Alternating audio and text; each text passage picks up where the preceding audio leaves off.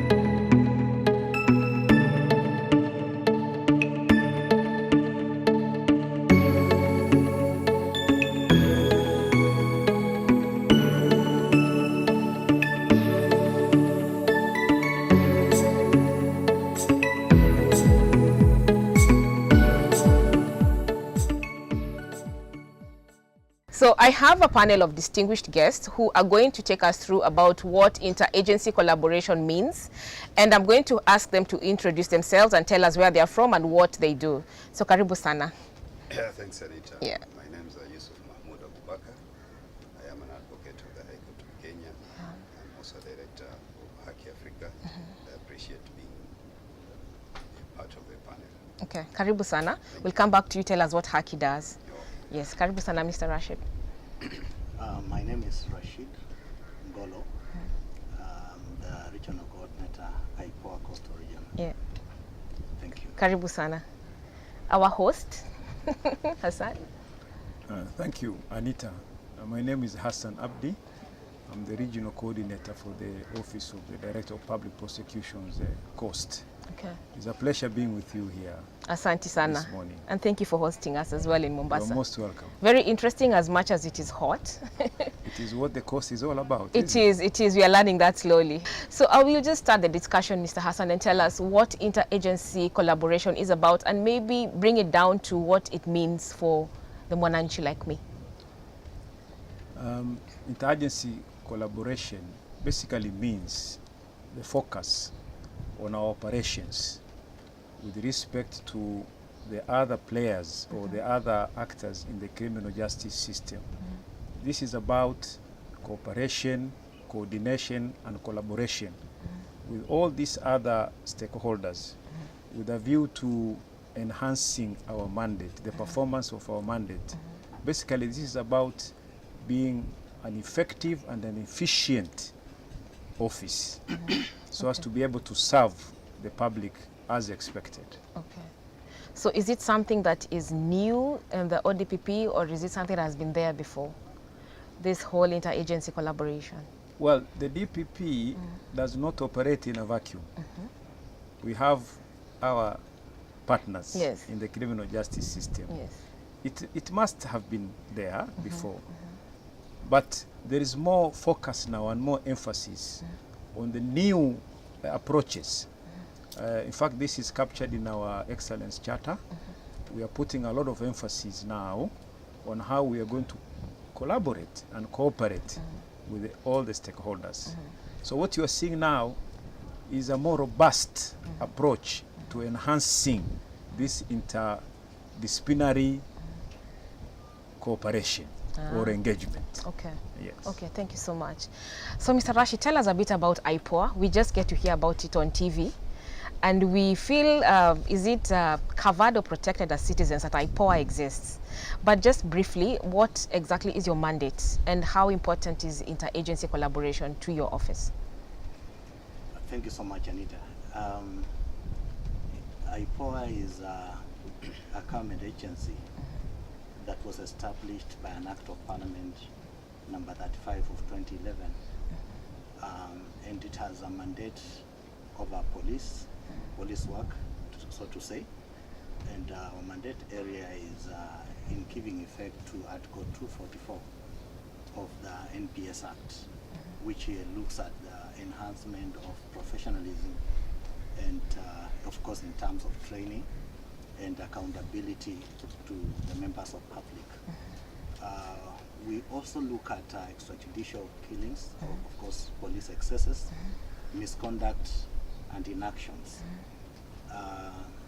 In terms of collaboration, I should say that this interagency, state agency, and non-state actors collaboration has borne much fruits for IPOA, because they have more of created a platform where all agencies come and converge to discuss on perceived misconceptions about their mandate areas. And now, uniquely, we appreciate what we do. We appreciate what it is that we need to do to deliver justice to the common man. So is it right to say we should feel protected and covered because IPOA exists? You should feel so protected, because actually when we make sure that police works, and then you are secure, you are safe, everything is okay. Yes. Nowadays we know we have ministers of justice, and now we have IPOA, so we are quite protected as citizens. Yeah, sure. And I hope we actually are. You are. Karibu sana, Mr. Abubakar. I want to ask, you are the non-state actor in this space. How is collaboration with Watu wa Gava very important for you?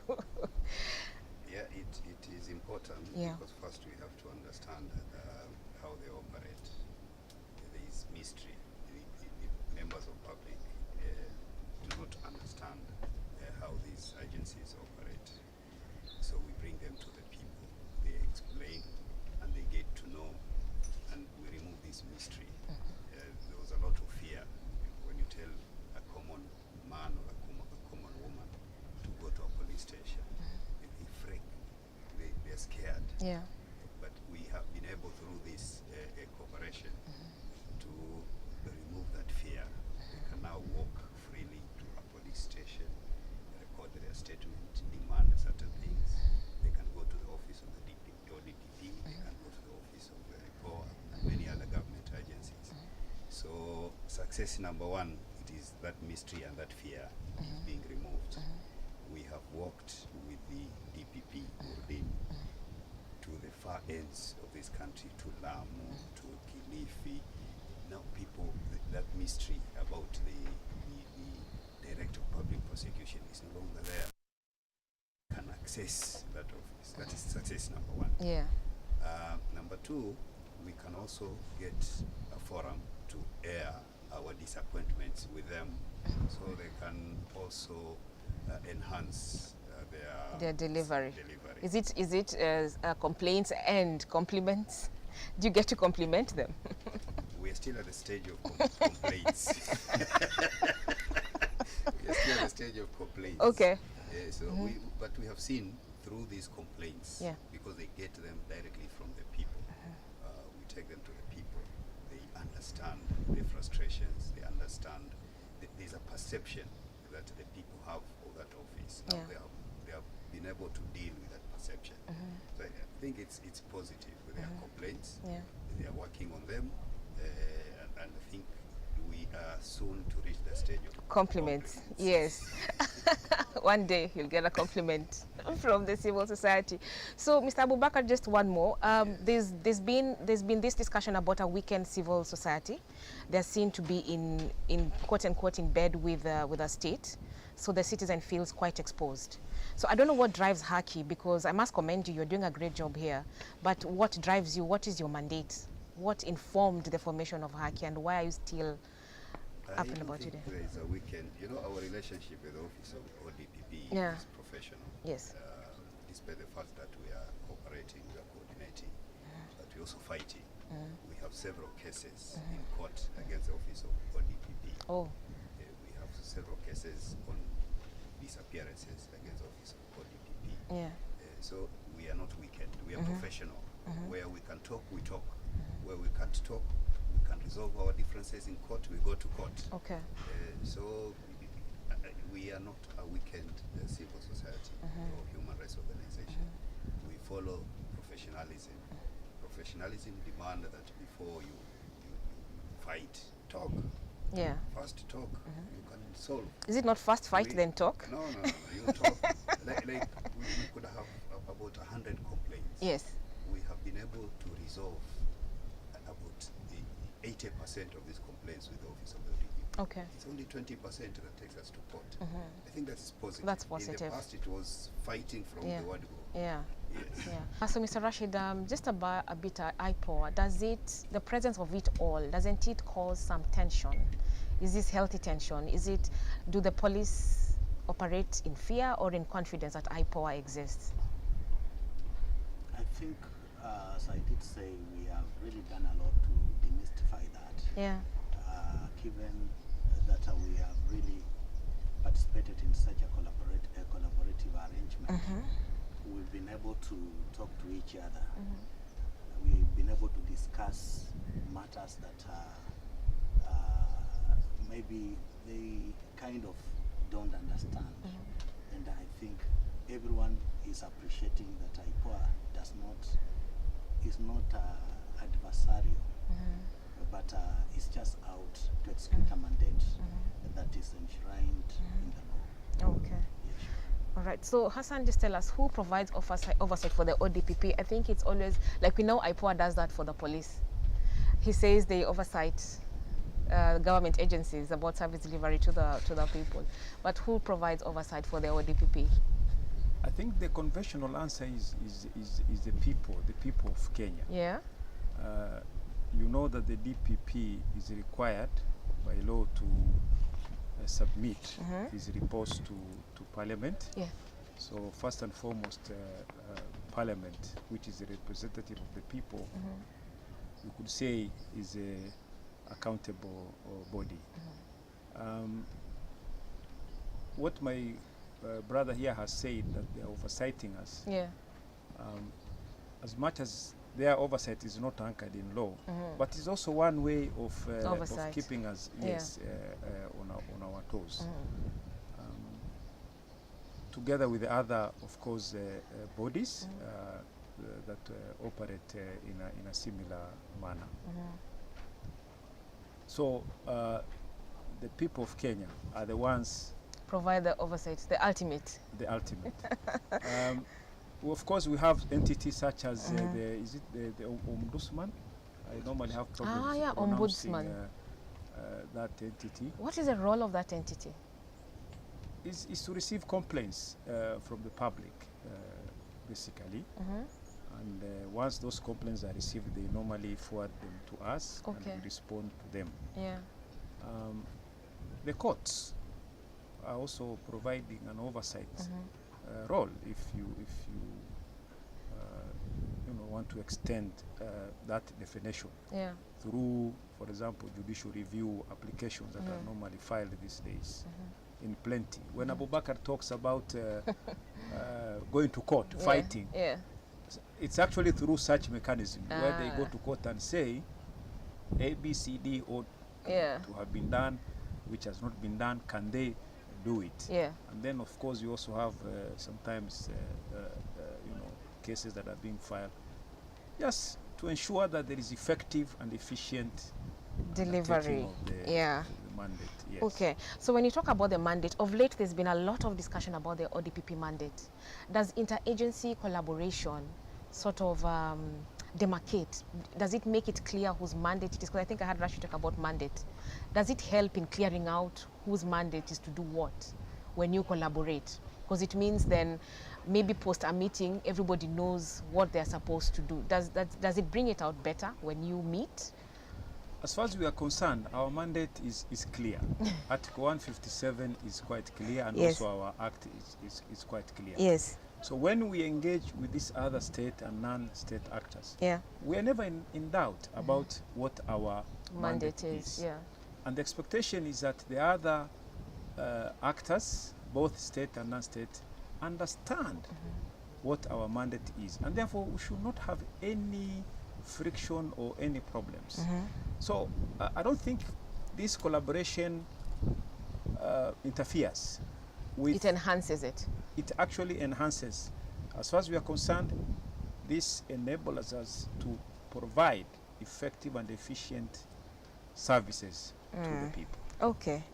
So Mr. Abubakar, just tell me about how the community actually benefits from this, and maybe even with a story if you have, because the show is about talking to the me's and you's, the me's actually out there. So how does this interagency collaboration play out in the community?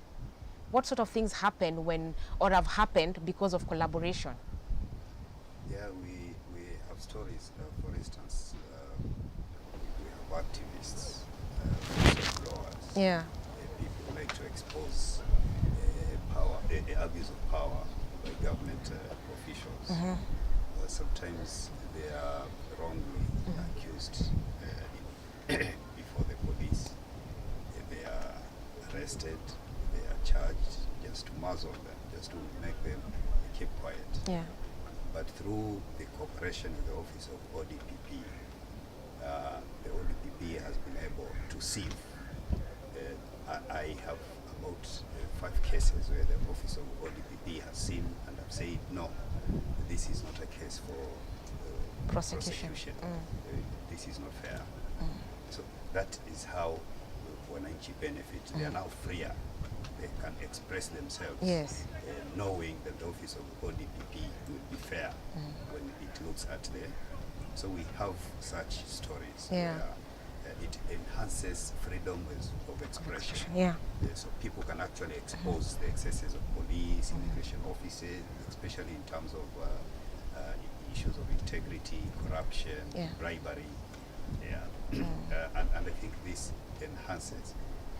I have gone to several police stations. When they hear Haki Africa, they know, hapa wanakuonyesha hapa kuna corruption.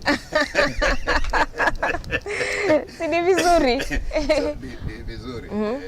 And sometimes when we go with members of public, they get good services from the police. In fact, I'm impressed. I think there's now professionalism even with the police. In how they deal with their citizens. They've really improved, yes. Is Haki only in Mombasa? Haki is everywhere. We are in Nairobi. We are in Kisumu. Really? Yes. We are in Mandera. We are everywhere. Okay. Yes. I think you're well known for what you do in Mombasa. Because we started in Mombasa. We started with the coast province. Then we were requested that these atrocities, these problems are not just in coast. So we have gone beyond. You know, Haki Africa, we are not even just in Mombasa. We have satellite offices in Ghana, Zimbabwe. We have been invited throughout the continent. We are expanding to other countries. That so is we're not nice. just working here. Okay. We've started satellites. We are training. We are giving our experience in Kenya to Ghanaians, to Nigerians, to Zimbabweans, Zambians. So we are not just we have Kenya. received an invitation from Tanzania also. Okay. Yeah. Yeah, so now that we've set the base and we've talked about interagency collaboration, there's something called the CGAP project, the Criminal Justice Accountability Project, is it? CGAP. What is it about? What is it? Yes. What is it about? This is a joint project between Haki Africa and the Office of the ODPP. Okay. And its primary objective is, you know, we are coming from a background of fighting. You know, the ODPP is on the other side, Haki Africa is on the other side. It's accusations and counter-accusations. And then the real issue is not known. But when you talk, you sit down, you talk, you are able to resolve issues. So the project is to bring cooperation, coordination, to enhance service delivery. So that is the objective of the Is it like is it a project? Do you have like offices, centers that? No, it is a project. Yeah. And through this project, this is why I've told you, we have taken the DPP himself to many places. Okay. It is through this For project, engagement. For engagement. Okay. So we talk to the people talk directly. We have taken even Matiangi to areas that are seen to have problems like Lamu. We have taken senior police officers, they have responded. And the issue of land, land disputes is very common in the coast. And it had reached a stage where people were losing lives. But through this engagement, you can actually see it has gone down. Okay.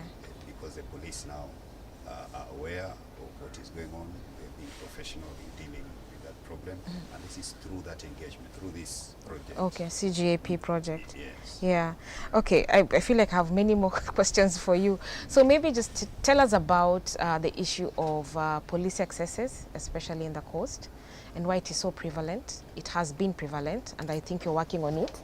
And more so enhanced, what is it called, disappearances? Enforced disappearances. What is that about, and why is it so prevalent at the coast? I think our own research, it starts from the conditions under which the police work. What we've been able to establish is that there is silent complaints by the police of their pay, that are being paid very little. So they have come up with their own mechanisms to enhance their salaries, which are lawful. Okay. So this is where now they abuse their power. So sometimes they arrest you, or sometimes if they see they can get something out of you, they can come up with all sort of accusations, concoct a charge, so that you can pay, you can bail yourself out. So that's corruption. So that's an area we've been dealing with. That's one example of police excesses. Yeah. And number two, the police,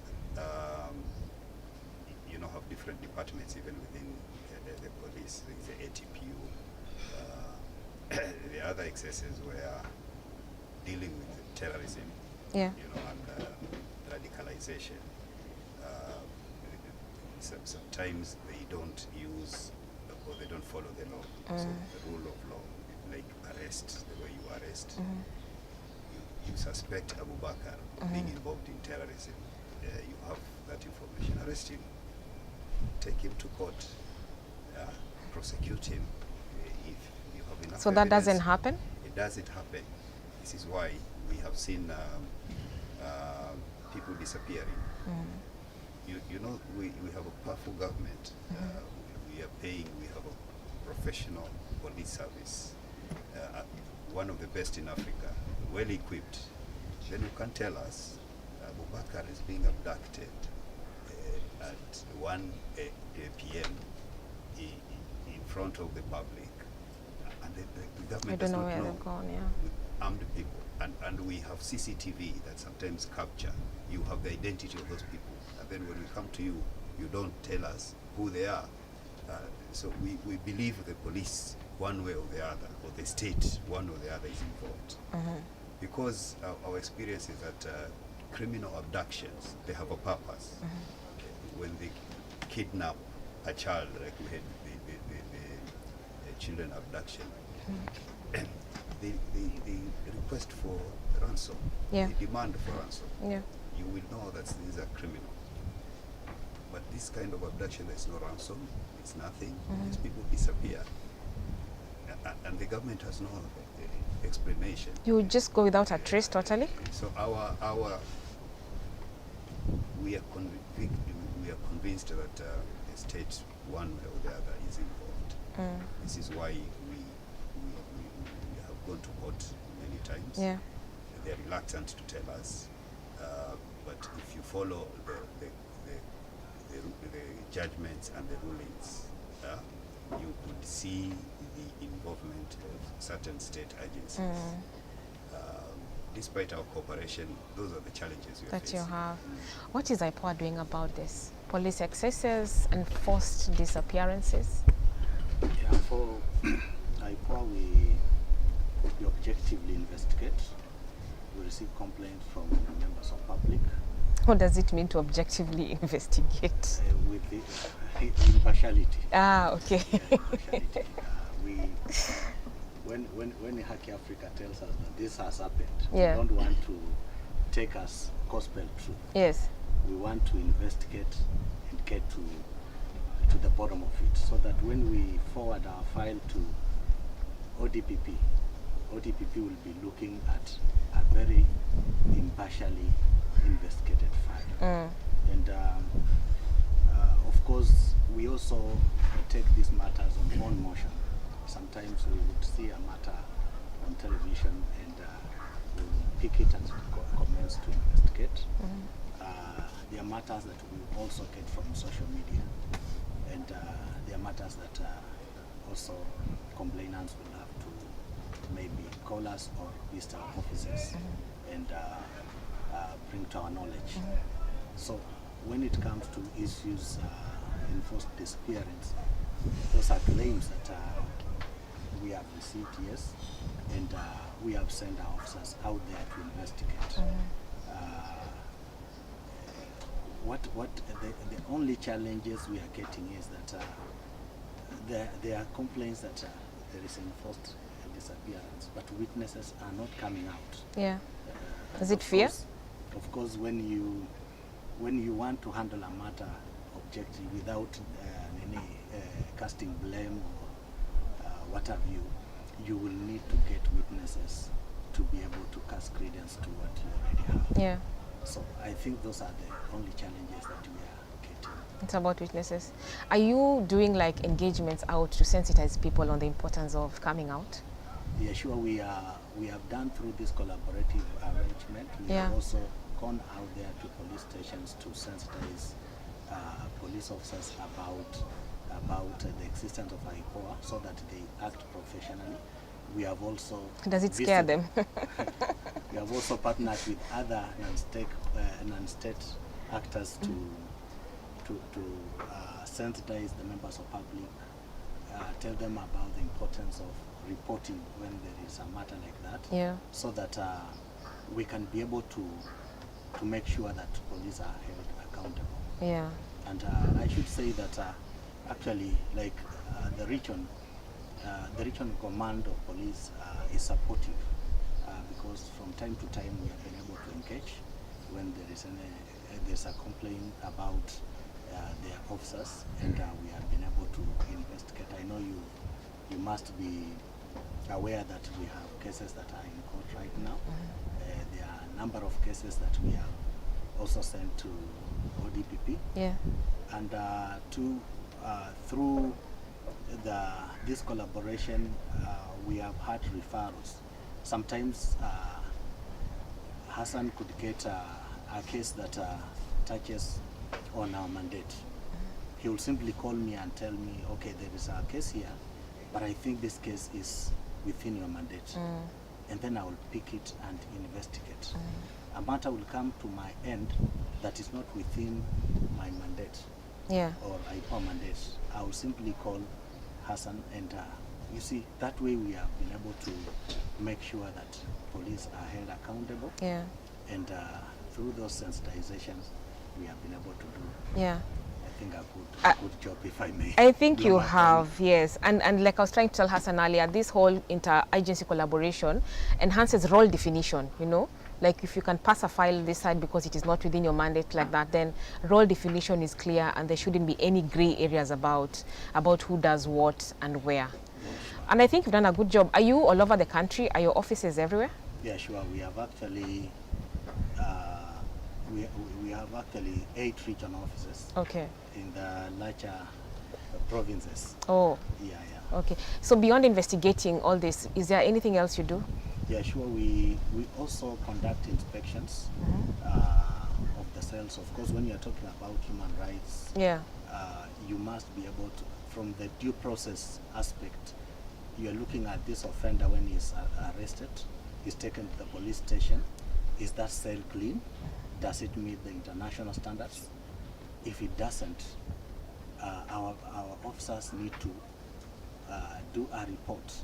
That report can be either utilized at the station or at the sub-count commander level, or can be sent to the Inspector General and the CS, Interior, and Parliament, so that what cannot be handled down here can be handled by those in position. Okay. We also monitor police operations, like when there are demonstrations. Haki Africa is demonstrating how there something has happened. You see, sometimes a lot of things may happen in the process. So we send our officers to monitor the demonstration, so that because it's actually in the law for them to demonstrate. So we don't want it to turn to turn chaotic in the process without such a medication. Yeah. Yes. Okay. Anita, Yes. I need to put in something about that she may not speak about it, but I think it should. Our engagement with the IPOA has shown us first they have a very thin office. Thin? Thin. It's just explained that they are operating from 8 regional offices. Yeah. We have 47 counties, so they are not everywhere. That is a challenge they're facing. And of course that is because of the budget. The government is not putting more emphasis on the operations of IPOA. He has also mentioned about police stations. About 90% of the police stations we have in Kenya are pre-colonial. So their setup, in fact, is not up to international standards. As civil societies, we've come up with a model of a proper police stations. And I think IPOA has to take that and ensure that there is a review of the model of police stations that it is internationally accepted. And how is the ODPP working on this? And maybe just before prosecution, what is it that you do in light of police excesses and these enforced disappearances? Is there anything ODPP is doing on this? Now, we must always keep in mind about what our core mandate is. Yes. And we have been talking about understanding each entity's role in order to avoid stepping onto other entities' lanes. Yes. So our primary mandate is actually to prosecute offenders, those who run foul of the law. Yeah. Now we are talking about interagency collaboration. Allow me perhaps just to say what it entails. Yes, please. Briefly, it entails, for example, effective sharing of information. Now, when we talk about effective sharing of information, we have a situation where there is that kind of communication, say from the investigative agencies, maybe in this case the police force, about the difficulties they're experiencing, about getting information or about getting the witnesses. Now, through this kind of communication, we're able to discuss, we're able to share ideas on what is to be done. So sometimes we guide those investigations when they seek our advice. We are talking about capacity building in terms of training, in terms of equipment, from both state and non-state partners. Now, then we also have, for example, quick responses when we make requests from one partner to the other. Now, through these mechanisms, there's always some benefit that is being obtained. Now, as I said, we are here to prosecute, but you have asked about what happens before that file. Now, we are able to guide, for example, investigations where that is required. But we are also, through this cooperation and collaboration, engaging the society. And actually, our main concern is to ensure that there is faith in the criminal justice system. Because once the public has faith and trust in the system, then information and evidence will flow smoothly. And now when the files come to us, these files will be complete, they'll meet the threshold that we require, and that of course means that now we prosecution can proceed our work. So we are cooperating in one or the other. We have actually prosecuted. There are a number of cases right now in court any would like for to police mention? It misconduct. any that comes to mind? To, or a completed one, honestly, like. I mean, there are many. There's the Café case in Kwale, where there was abuse of power by the police. It was conducted. There was a conviction. The police officers were convicted, and you could see there were human rights organizations involved, ODPP. Because of that involvement, there was a conviction. whether it was cooperation or, but there was involvement. And there was, so the members of the public could see even police officers can be taken. And then that's very important. In And fact, why I'm asking. just the other day, there was this judgment about the gentleman who died in the police house. The judgment was read, I think, on Which one is Tuesday, the Manson case. Oh, okay. Yes. These police officers were found culpable and they were sentenced to do time. So there are many, Anita. I need not go into the details. Mr. Rashid here can bear me witness. They have brought a number of files where the police have misbehaved, and we have taken them to task. Some are still pending. Yes, as and Mr. Abubakar said, Kwekwe is a well-known case. So we try our level best to ensure that these other bodies, especially the investigative agencies, do carry out their mandate effectively, because then it makes our work much, much easier. But the key element here is that the public out there must believe in us, must believe in the institutions, and must believe in the entire criminal justice system. Are we getting there where the public now is trusting you? I'm happy to say that we are getting there. Mr. Abubakar has actually said that he has taken our director to many corners of this country. And let me tell you this. Mr. Abubakar had talked about the 20% disapproval. Let me tell you this. To me, it's almost 100% approval. Because we are getting letters from the public asking us to step in even matters that are civil in nature. That tells you that the trust that they have in the office. We're actually receiving letters, even from matrimonial disputes, some about commercial aspects, you know, and people are saying, please, do justice. Yeah. I've not seen justice here. So then we write and tell them, you have your lawyer, please, the records that is there, if you're unhappy with the judgment, go to the Court of Appeal in a purely civil disputes.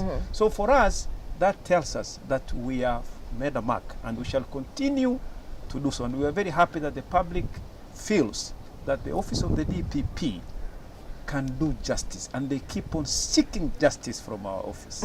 That is a plus. Yeah, that's very, very, very interesting. Very big plus. Yeah. Okay.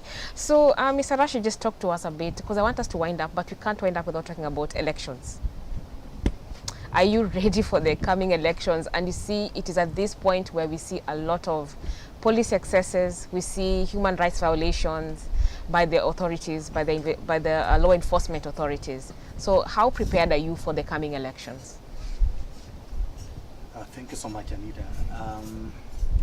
One, I say that IPOA was born out of the 2007, 2008 post-election violence. Yes. Commission of Inquiry report, which found police to have used excess power or force in dealing with people during that time. Yeah. I think that is something that I should say that IPOA has really put into consideration, and the officers are going through training with other state actors and non-state actors, so that elections are monitored, so that we do not have a repeat of what happened in 2007. Are you engaging the police officers who will actually go to the field, because they're the ones who get carried away? And you tell them to what extent they can exercise their authority? Yeah, of course, when I'm talking about state actors, we are talking about police Yes. and other actors that are involved in this, so that police do not get into that. And we are also sensitizing the community, because it takes two to tango. Yes. Yeah, so this is something that IPOA is really working out to make sure that we do not have a repeat of what happened in 2007 and these other years Yeah. that followed. Do you have like specific hotspots? Because when I think about election, the public engaging the police, I think about Kisumu, I think about Kibera, I think about even here Kisauni, right? So do you actually have hotspots that you're dealing with? Because you know, the point about election is that you are trying to get to a point where in these such discussions, where people are looking forward to elections and not afraid of it. And one of the reasons why we get afraid as a people is because of police excesses and human rights violations. So, because the show again is about the common mwananchi like me, are you actually getting down to the ground? Jili huko ndio vitu zinakuanga different. Yeah, our officers are getting down there Yeah. on the ground to discuss these issues Yeah. and to prepare accordingly. The other day, we had some training taking place in Nairobi, Okay. where officers were being trained about the same. About us, of course, I will not want to speak about Yes. that because that is a bit strategic. But I can confidently tell you that IPOA is doing something About elections. Okay. ODPP. Yes. First, we have a division in the office called the Head Speech and Electoral Justice Division, Yes. which is very active right now and is in constant engagement with the National Cohesion and Integration Commission Oh, yes. and other multi-sectoral agencies. These agencies are getting ready to deal with any issues that may arise as we go towards the elections. Our prosecutors are also being trained in preparation for handling election offences that will arise. So work is going on. We are getting ready. We hope that we will have a peaceful period. I hope But so. if people run foul of the law, the law will take its course. Yeah. I just want to assure wananchi kwamba tunajipanga, tuko tayari, tunaomba kwamba kuwe kuna amani, but those who are prone to violence or such like offenses, tutafanya kazi yetu. Yes, and I think, Hassan, the most important issue about easy kesi is the expedition of them. They take too long. Yes, in that respect, the judiciary had agreed to set up maybe certain courts that will specifically deal with these offenses, in order to expedite them. The cases. Yes. Yeah, because a case can go to the next election. One, because of a hate speech case, this election can get to the next election. So there was this request to the judiciary, and I stand corrected. I think there was a positive response from the judiciary. Okay. Maybe Rashid can confirm about this. But in any event, I know that if it has not happened, we hope that it's going to happen. Yes. And therefore, those cases will be dealt with swiftly. Lakini tunaomba tuwe na amani. Tuombe. As civil societies, what we do, we conduct civic education. Are you doing it now? Yes, we are trying. We cannot reach everywhere, but we're doing civic education on their rights. But you're everywhere. Yeah. You're everywhere.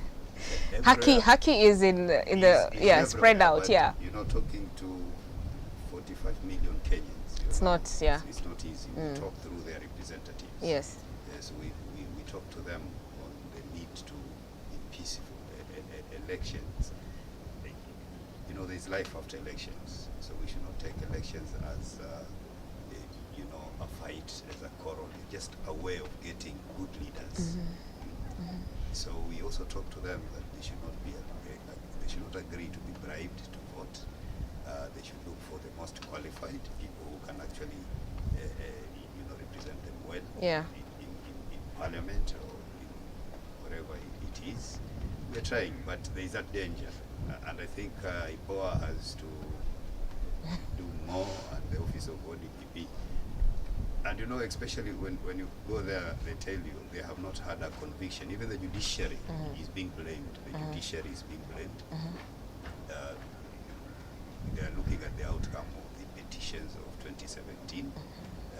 They could see that even the judiciary sometimes is not very fair in the conduct of these cases, election-related cases. So they have to up their game, the judiciary. Yeah. Cases, hate speech.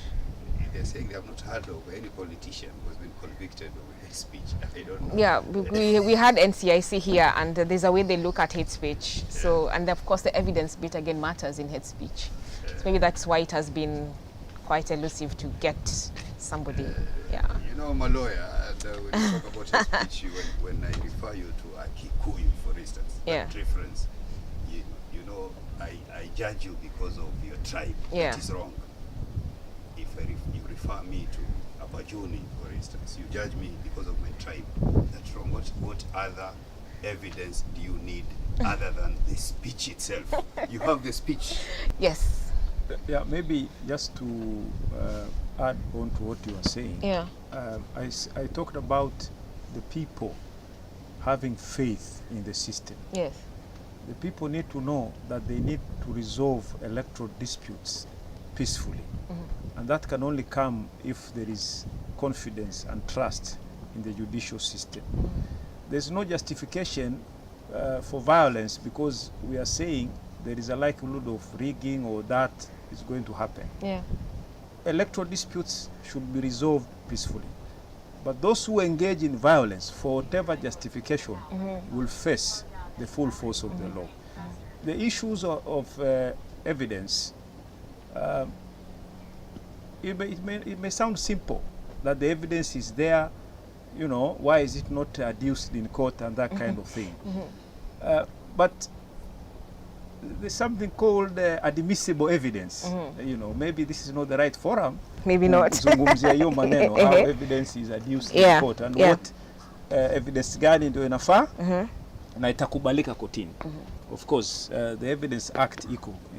So sometimes it may not be as simple as it seems, but we just want to tell wananchi kwamba you don't have to be violent because you are aggrieved. Let us have faith in our judiciary. Let us have faith in our systems to malize shida zetu in a peaceful way. Yeah. But for those who will engage in violence, sheria sisi itakupata. tutafanya kazi. Aya. So I want us to wind up, but I want to give you 2 seconds for your final parting shot, for a parting shot. No, I think my parting shot is to encourage the public to engage with the justice actors, Yeah. the office of the DPP, the IPOA. There is benefit in engaging with them. They should not relax, and we are there to help them. We have to put them to accountable. Yeah.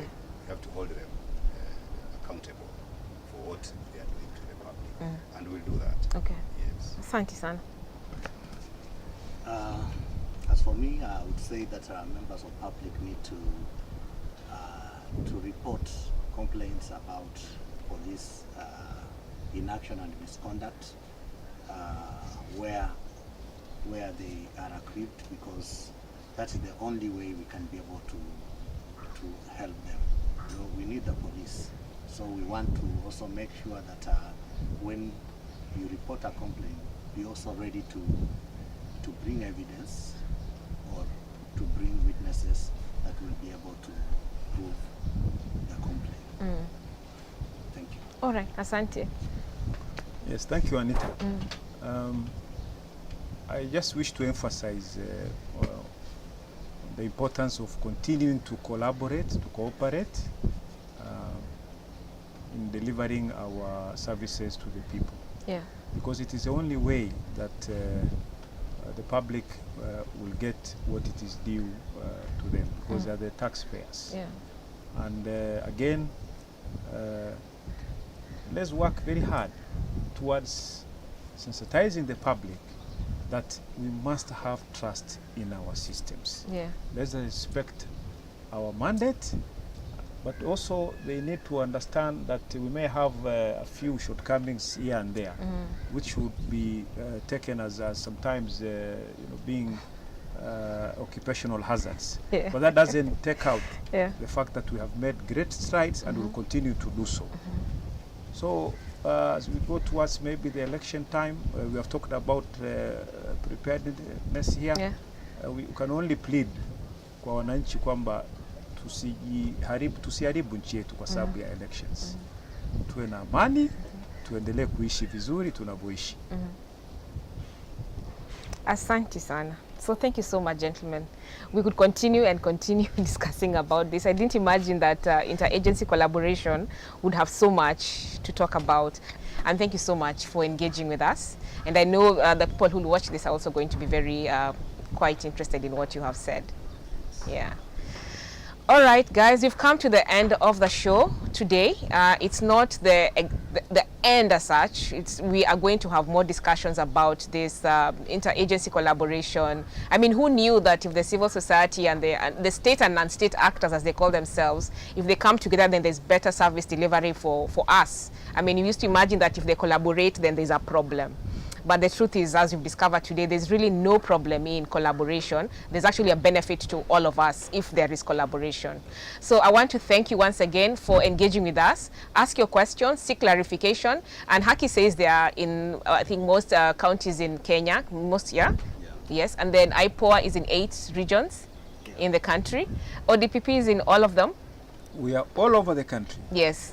So you can walk in, you can seek help. If they can't help you, then they will definitely send you to any of the actors who can be of help to you. So I want to come to the end of the show, like I said, and I want to thank you once again, and I wish you well in the days ahead. Catch up with us on the next show to see what we shall be talking about, and keep learning like I am.